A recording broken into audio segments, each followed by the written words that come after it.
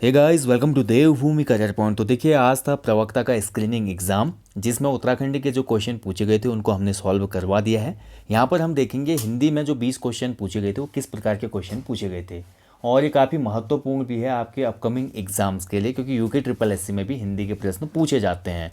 और उत्तराखंड हमने सॉल्व किया। उत्तराखंड के क्वेश्चन काफ़ी इजी टू मॉडरेट थे। वैसे ही हिंदी के क्वेश्चन भी काफ़ी इजी पूछे गए थे। यानी कि कुल मिलाकर जो आज प्रवक्ता स्क्रीनिंग एग्ज़ाम हुआ ना, उसमें जीएस के अलावा मैं बोलूँ रीजनिंग, टीचिंग एप्टीट्यूड, हिंदी और उत्तराखंड जी के बहुत इजी थी।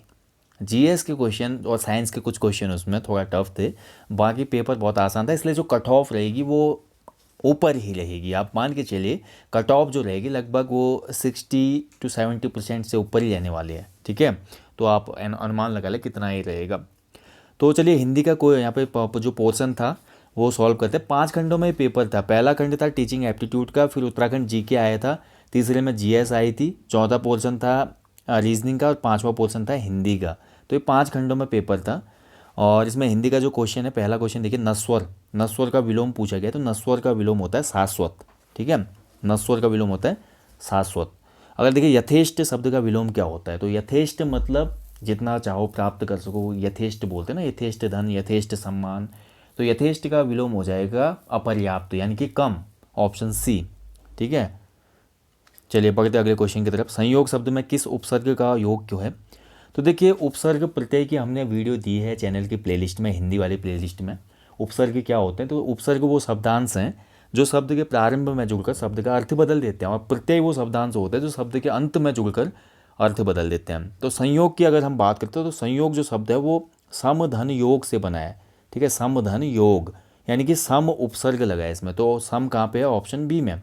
ठीक है, तो सम उपसर्ग है संयोग में। अगला देखिए, किस शब्द में अनु उपसर्ग का योग नहीं है? तो अनु उपसर्ग देखिए अनुकंपा में है, अनुच्छेद में है और अनुज्ञा में है। अनभिज्ञ में देखिए अनु उपसर्ग यहाँ पे अनभिज्ञ। ठीक है, तो अनभिज्ञ होता है ना, अभिज्ञ। अनभिज्ञ मतलब वो एक हिसाब से नासमझ हो जाता है जिसको ज्ञान न हो। तो यहाँ पे अनु उपसर्ग लगा है, तो ये गलत हो जाएगा। इसमें ऑप्शन डी सही उत्तर होगा, बाकी सब में अनु उपसर्ग है। गमन शब्द में कौन सा प्रत्यय लगा हुआ है? ठीक है, तो गमन जो शब्द है देखिए, गमन शब्द में हमारा प्रत्यय हो जाएगा राइट आंसर इसका अन। ठीक है, गम धन अन, गमन, ऑप्शन ए। जानकार शब्द में कौन सा प्रत्यय लगा है? तो जानकार। ठीक है, लेखाकार, सलाहकार, इन सभी में कार प्रत्यय होता है। ठीक है, ऑप्शन सी इसमें सही उत्तर था, कार। इसमें प्रत्यय, विलोम, उपसर्ग और वर्तनी कौन सी शुद्ध अशुद्ध है, यहाँ से क्वेश्चन बने हैं। ठीक है, अगला देखिए, कौन सा शब्द वर्तनी की दृष्टि से शुद्ध है? तो शुद्ध जो शुश्रूषा होता है ऑप्शन ए वाला होता है। ध्यान से देखिएगा, अगले एग्जाम में भी क्वेश्चन बन सकता है। ठीक है, शुश्रूषा जो शब्द है वो देखिए, सु छोटे ऊ की मात्रा, उसके बाद स्र, इसमें बड़े ऊ की मात्रा होती है और सा होता है इसमें। ये शुद्ध रूप होता है शुश्रूषा का, इसको याद रख लीजिएगा आप। कौन सा शब्द वर्तनी की दृष्टि से शुद्ध है? तो वत्स्य। वत्स्य व्यंजन होते हैं ना, हमने पढ़े थे वत्स्य व्यंजन क्या होते हैं। तो वर्त्स्य जो शब्द है ये शुद्ध कौन सा है? तो राइट आंसर का ऑप्शन बी। ठीक है, तो वर्त्स्य जो होता है वो व आधा त आधा स य में ऊपर रॉ की मात्रा। ठीक है, वर्त्स्य थोड़ा डिफिकल्ट वर्ड है ये। अगर देखिए, इनमें से कौन सा वाक्य शुद्ध है? तो शुद्ध वाक्य का चयन करना है, तो बहुत सिंपल है। एक बकरी, दो भेड़ तथा कई गाय चर रही थी। ठीक है, तो कई गाय तो नहीं होगा, ये तो गलत हो गया। कई है तो बहुवचन है, गायें होगा। दो भेड़ में भी दो भेड़ नहीं होगा। ठीक है, दो भेड़ें होना चाहिए यहाँ पे। एक भेड़, दो बहुवचन हो जाता है, क्योंकि हिंदी में आपको पता है कि हिंदी में हमारा कभी भी क्या नहीं होता, द्विवचन नहीं होता। एक वचन और बहुवचन ही यूज करते हैं ना हम, करते हैं ना, एक वचन और बहुवचन ही यूज होता है हिंदी में। संस्कृत में होता है एक वचन, द्विवचन और बहुवचन, ऐसे होता है ना। और ऐसे लिंग की भी बात करते तो केवल हिंदी में स्त्रीलिंग पुल्लिंग यूज करते हैं हम, जबकि संस्कृत में उभयलिंग भी होता है। तो इसका सही आंसर होगा ऑप्शन डी, एक बकरी, दो भेड़ें तथा कई गायें चर रही थी, यानी कि ऑप्शन डी इसका सही उत्तर है। कलेजे पर पत्थर रखना मुहावरे का अर्थ है। तो कलेजे पर पत्थर रखना एक ऐसी सिचुएशन होती है जहाँ पर आप अपने आप को मजबूत दिखाते हैं। जैसे अनफॉर्चुनेटली कोई दुर्घटना हो जाती है या किसी का कोई जवान बेटा गुजर जाता है, शहीद हो जाता है बॉर्डर पे, तो वो माँ अपने कलेजे पर पत्थर रखती है और दुनिया के सामने अपने को ऐसे प्रेजेंट करते कि उसका लाल देश के लिए शहीद हुआ है। तो एक ऐसी सिचुएशन होती है कलेजे पर पत्थर रखना जहाँ पर आप अपने आप को मजबूत करते हैं जानबूझ के। तो इसका आंसर हो जाएगा इसमें ऑप्शन बी, जी कड़ा करना, यानी अपने मन को मजबूत बनाना। ठीक है, ऑप्शन बी। अंधा क्या चाहे दो आंखें, लोकोक्ति का अर्थ क्या है? तो अंधा क्या चाहे दो आंखें मतलब लोकोक्ति, यहाँ पे साफ पता चल रहा है कि जिस चीज़ की इच्छा है वही प्राप्त करना, यानी कि आदमी वही चाहता है जिसकी उसको अधिक आवश्यकता होती है। ठीक है, इच्छा जो ज़्यादा इच्छित वस्तु है उसकी कामना करना, ये होता है इसका अर्थ। सज्जन शब्द का सही संधि विच्छेद क्या होगा? तो सज्जन में देखिए व्यंजन संधि होती है, और सज्जन में देखिए व्यंजनों संबंधी जो नियम होते हैं वो लगते हैं। सत धन जन होता है सज्जन। ठीक है, सत धन जन किस में है? ऑप्शन बी में है, तो ऑप्शन बी हो जाएगा इसका आंसर। इनमें से किस शब्द में बहुव्रीहि समास है? ठीक है, की योजना है, ये थोड़ा गलत छपा है।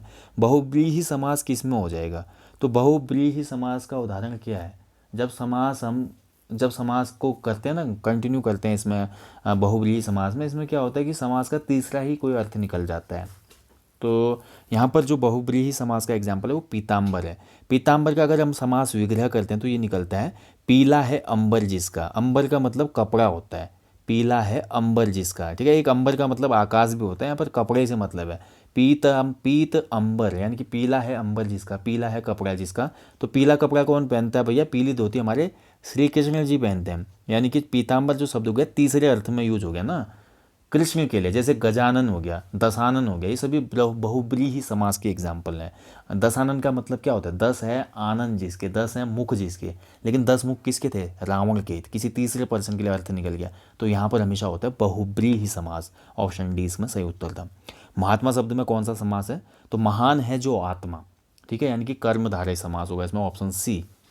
समास की वीडियो भी है चैनल पे, आप देख लीजिएगा। प्रत्येक शब्द में कौन सी संधि है? तो प्रतिधन एक, प्रत्येक इसमें हो जाता है यंग स्वर संधि, ऑप्शन ए। ठीक है, संधि के टॉपिक भी आपको हिंदी की प्लेलिस्ट में मिल जाएंगे, जरूर देखिएगा। जिसके हृदय में ममता नहीं है, वाक्यांश के लिए उपयुक्त शब्द क्या होगा? तो जिसके हृदय में ममता नहीं है तो ये होगा निर्मम, ऑप्शन बी। अगोचर शब्द के लिए उपयुक्त वाक्यांश क्या होगा? तो अगोचर का मतलब होता है इंद्रियातीत। ठीक है, इंद्रियातीत भी बोलते हैं, इंद्रियों से परे, इंद्रियातीत यानी कि जिसका ज्ञान इंद्रियों से संभव ना हो उसको बोलते हैं अगोचर। जैसे हमारे जितने भी हिंदू धर्म में जो लॉर्ड हैं, भगवान हैं, उनको अगोचर ही बोला जाता है। ठीक है, ऑप्शन सी इसका सही उत्तर था। मत्स्य शब्द का तद्भव रूप क्या है? तो मत्स्य का तद्भव होता है मछली। फूल का तत्सम रूप क्या होगा? तो फूल का तत्सम होता है पुष्प। धनु शब्द का पर्यायवाची है, तो धनु शब्द का पर्यायवाची मतलब धनुष, धनुष का पर्यायवाची हो जाएगा कोदंड, ऑप्शन डी। ठीक है, कोदंड। तो ये थे हिंदी के प्रश्न, बहुत इजी क्वेश्चन आए थे दोस्तों, क्योंकि इसका जो सिलेबस था वो इसी प्रकार का था। बाकी सिलेबस में था नहीं चीज़ें, केवल विलोम शब्द थे, पर्यायवाची शब्द थे, मुहावरे, लोकोक्तियाँ और शुद्ध वाक्य, शुद्ध शब्द, प्रत्यय, उपसर्ग, बस इतना ही था सिलेबस में। तो यहीं से क्वेश्चन भी बने हैं। ठीक है, तो दोस्तों हिंदी का सेक्शन भी बहुत ईजी था।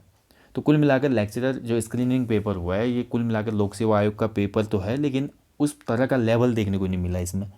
पेपर बहुत इजी बनाया गया था इस बार। ठीक है, तो चलिए मिलेंगे जल्दी नेक्स्ट पार्ट में, जहाँ पे हम देखेंगे इसका जो जीएस वाला सेक्शन है उसमें किस प्रकार के प्रश्न थे, उनको सॉल्व करेंगे। तब तक आप लोग अच्छे से अपनी स्टडी करें, अपना ध्यान रखें दोस्तों। जय हिंद, जय उत्तराखंड।